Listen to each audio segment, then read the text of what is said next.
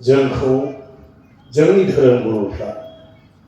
जिउनि मोनफ्रोमबो बुब्लियाव इसोरनि मुं लानो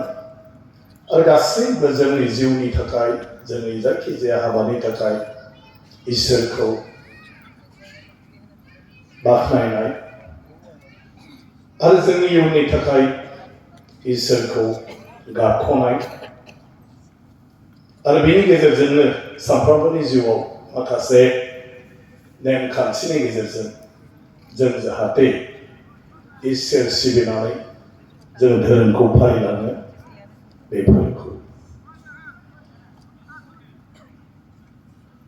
बेबायदि मोनसे जथुमनि गेजेरजों जेब्ला जों मोनसे धोरोमारि हिसाबै धोरोमनि गेजेरजों जोंनि जिउ खुंलांनांगौनि बेलायाव बायदिसिना बिथिंनि बाथ्राफोरखौ जोंनि गोरों गोरा सुबुङा जोंनि मानव गेदेर दिनै आरो मानव गेदेर बिशप आरो बिथांमोननि अनगायैबो आरो गोबां जोंहा आलासिफोर दंफैयो बिथांमोना गेबेङै जोंनो बेवहाय बुजायनानै होगोन फोरमायनानै होगोन इसोरनि बाथ्रा प्रभु जिसुनि बाथ्रा जोंनि बाइबेलनि बाथ्रा